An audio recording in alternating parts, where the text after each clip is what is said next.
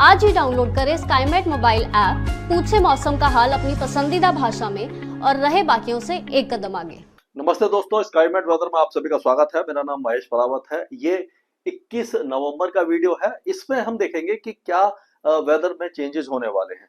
तो जो cyclonic circulation है वो जल्दी ही लो प्रेशर एरिया में तब्दील हो जाएगा और यहाँ पर भी एक लो प्रेशर एरिया है। हवाएं अभी भी थोड़ी सी पूर्वी दिशा से चलना शुरू हुई है। दिल्ली एनसीआर में भी आपने देखा होगा कि पूर्वी और दक्षिण पूर्वी दिशा से हवा चल रही है, यानी कि टेम्परेचर बढ़े हैं, मिनिमम टेम्परेचर बढ़े हैं। जैसे मैंने बताया था कि सर्दी में ब्रेक लगने वाला है, तो सर्दी में ब्रेक लग चुका है। अभी जो टेम्परेचर है, अभी हालांकि वैसे तो जो सिंगल डिजिट में आपको टेम्परेचर दिखाई दे रहे होंगे कई इलाके में, लेकिन फिर भी अगर देखें हम तो जो ओवरऑल टेम्परेचर है वो थोड़े से बड़े हैं। अगर बारिश की बात करते हैं तो आप देखिए कि बारिश जो है अभी भी दक्षिण भारत में ही आपने देखी होगी। ये अंडमान और निकोबार द्वीपों में अच्छी बारिश हुई है, दक्षिणी इलाका में, श्रीलंका में हुई है, और जो coastal south coast of Andhra Pradesh में और तमिलनाडु के जो कोस्ट है यहाँ पर लक्षद्वीप में बारिश हुई है। बाकी किसी भी इलाके में बारिश बहुत ज्यादा अच्छी अभी तक देखने को नहीं मिली है।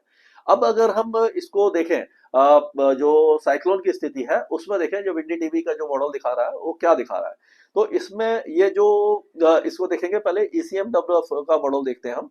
तो कल जो मैंने वीडियो बनाया था उसमें आपने देखा होगा कि एक ECMWF ले जा रहा था south coast of Andhra Pradesh में, और GSF ले जा रहा था जो भुवनेश्वर के नीचे आप कह सकते हो कि मतलब कि साउथ उड़ीसा और नॉर्थ आंध्र प्रदेश के पास। लेकिन अब स्थिति में बदलाव हुआ है। क्या होता है कि जब तक डिप्रेशन नहीं बनेगा तब तक लगातार जो अलग अलग मॉडल है अलग अलग ट्रैक दिखाएंगे, क्योंकि जो एंटी साइक्लोन का जो ट्रैक है, मतलब किस जगह पर वो हवा लेके जाएगी इसको, वो सुनिश्चित नहीं हो पाता है। तो ये 24 तारीख की शाम को अगर देखें तो हम देखेंगे ये डिप्रेशन जैसा बनना शुरू हो रहा है। ये ECMWF के हिसाब से है। और 26 तारीख की अगर हम देखें तो ये देखिए 26 तारीख को ये ऑलमोस्ट साइक्लोन बन जाएगा सेनयार, जो इस जगह से आएगा, यानी कि ये पोर्ट ब्लेयर वगैरह से और दक्षिण पश्चिम की तरफ चला जाएगा। ये 26 तारीख है। और 27 तारीख की शाम की अगर हम देखें तो ये देखिए थोड़ा सा रिकर्व होना इसने शुरू कर दिया है। और 28 तारीख को अगर देखते हैं, 28 तारीख की शाम को ये फिर पहले जो नीचे जा रहा था ये थोड़ा सा उत्तर पूर्व की तरफ, इस तरह से उत्तर पश्चिम की तरफ जाना शुरू हो गया है। 29 तारीख होते होते ये काफी ज्यादा ये आ जाएगा आगे। और 30 तारीख के आसपास आप देखिए, 30 और 1 तारीख को ये ऑलमोस्ट विशाखापट्टनम के आसपास पहुंचता हुआ दिखाई दे रहा है, और विशाखापट्टनम के थोड़ा नॉर्थ में जाएगा। तो ये जो दिखाई दे रहा है आपको ECMWF का मॉडल है। अब इसी इसको 24 तारीख से हम GFS के मॉडल से देखें तो आप देखिए यहाँ पर काफी दूर है सुमात्रा, ये सूरत थानी जो यहाँ पर है आपका थाईलैंड, यहीं पर आपको ये दिखाई देगा। उसके बाद ये और आगे जब जा रहे हैं तो इसको देखिए, ये आपका 26 तारीख को ये आ गया, जहां पर वो पहला वाला साइक्लोन बना था वहीं पर ये साइक्लोन बन जाएगा ये। लेकिन पोर्ट ब्लेयर वगैरह पे बारिश देता हुआ दिखाई दे रहा है, ये जो GFS मॉडल है। अब 28 तारीख की बात करें तो ये देखिए ये भी उसी जगह जा रहा है। और 29 और 30 तारीख को ये थोड़ा सा विशाखापट्टनम के जो ऑलमोस्ट एक ही ट्रैक है, लेकिन जो 30 तारीख को पहुंच रहा था ये 2 तारीख को पहुंच रहा है, और ये विशाखापट्टनम के थोड़ा नॉर्थ में जा रहा है। पहले ज्यादा नॉर्थ में था GFS, ECMWF साउथ में था। तो लग रहा है कि एक दो दिनों में जब डिप्रेशन बन जाएगा 24 तारीख के आसपास, इसका जो ट्रैक है काफी हद तक सुनिश्चित हो पाएगा। और उसी तरह से अगर हम देखें, ये एक और साइट है उसमें भी अगर देखें तो 29 तारीख तक ये यहाँ पर साइक्लोन बन रहा है, ये आगे जा सकता है, मतलब इस जगह जा रहा है। तो ऑलमोस्ट ज्यादातर जितने भी मॉडल हैं वो एक ही ट्रैक बता रहे हैं, मिलता जुलता ट्रैक दिखा रहे हैं। अब उसमें हम देखेंगे कि किस तरह का आगे मामला रहेगा। अभी अगर 21 तारीख की बात करते हैं तो देखिए पहाड़ों पर काफी ऊंचाई पर एक जो साइक्लोनिक सर्कुलेशन जैसे कश्मीर बना हुआ था, तो बहुत हल्की सी बारिश की गतिविधियां ऊंचे पहाड़ों पर आपको दिखाई दे रहे होंगे, जो लद्दाख के भी थोड़ा सा ऊपर है। और जो बारिश है वो आप देखिए ये थाईलैंड से शुरू होकर के, क्योंकि जो असर है इसका अभी थाईलैंड के आसपास ही दिखाई देगा आपको। तो थाईलैंड के कई इलाकों में जो बारिश है, यहाँ पर आप देखेंगे कराबी है, फुकेट है और सूरत थानी है, यहाँ से लेकर के ये आगे आती रहेगी जो बारिश की गतिविधियां हैं। यानी कि जो अभी थाईलैंड के आसपास बारिश है, और जो तट है हमारा, जो आंध्र प्रदेश का तट है, और ये चेन्नई के जितने भी चेन्नई, पुडुचेरी, कराईकल, नागापट्टनम, तंजावुर और पुदुकोट्टई, पम्बन तक जो पूरे इलाके में बारिश की गतिविधियां थोड़ी तेज हो रही हैं। और ये जो साइक्लोनिक सर्कुलेशन है यहाँ पर जो है श्रीलंका के नीचे, इसके कारण श्रीलंका में भी बारिश है। केरल में भी बारिश है और आंध्र प्रदेश के उत्तरी तट पर हल्की बारिश है।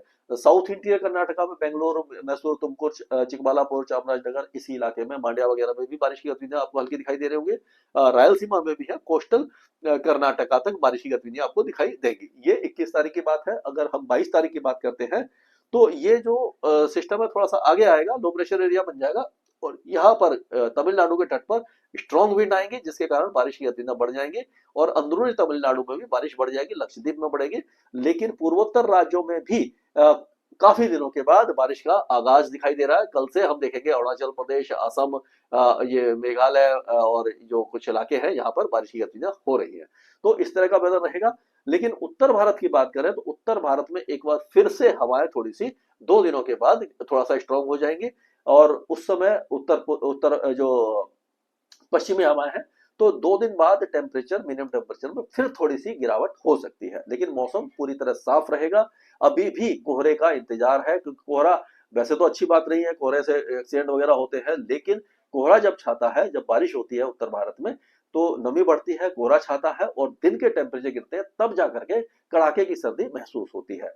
ये अब 23 तारीख के आसपास आप देखेंगे कि ये सिस्टम थोड़ा और आगे आएगा। 24 तारीख को ये ऑलमोस्ट ये डिप्रेशन बन चुका होगा। तो ये जो बारिश की गतिविधियां इस तरह से आगे बढ़ेंगी और 23 तारीख को हम देखेंगे सांगली, सतारा, कोल्हापुर, सिंधुदुर्ग, रत्नागिरी, गोवा, यहाँ पर भी महाराष्ट्र में बारिश की गतिविधियां हो जाएंगी। तेलंगाना के कुछ इलाकों में भी बारिश आपको दिखाई देना शुरू हो जाएगी और 24 तारीख को ये डिप्रेशन बन जाएगा। और हालांकि मुंबई और उसके नीचे मतलब पुणे और सांगली, सतारा, कोल्हापुर यहाँ पर छुटपुट बौछारें दिखाई दे सकती हैं। ओवरऑल इंटेंसिटी कम होने की संभावना हमें दिखाई दे रही है। तो इस तरह का वेदर रहने की उम्मीद हमें दिखाई दे रही है।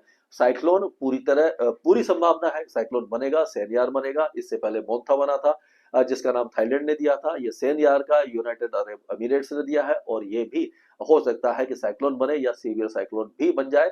पूरी उम्मीद यही दिखा रही है कि जो उत्तरी तट है आंध्र प्रदेश का या उड़ीसा की तरफ ये जा सकता है। अगर लेकिन कुछ मॉडल ऐसे हैं जो इसको और ज्यादा रिकर्व कर रहे हैं और यहाँ से इसको लेते हुए ये यहाँ से जाएगा, साइक्लोन यहाँ पर आएगा, ये साइक्लोनिक स्टॉर्म उसके बाद ऐसे जाएगा और कुछ यहाँ पर इसको बांग्लादेश और पश्चिम बंगाल की तरफ भी ले जा रहे हैं। तो ये अभी देखने वाली बात है कि इसका रुख क्या होगा, किस तरफ जाएगा और इस पर हम लगातार नजर बनाए रखेंगे और आपको इसका अपडेट देते रहेंगे। स्काईमेट वेदर में अभी के लिए इतना ही। मौसम से जुड़ी सटीक जानकारी और खबरों के लिए हमारे YouTube चैनल को सब्सक्राइब करें और बेल आइकन दबाकर हर खबर पर रखें नजर।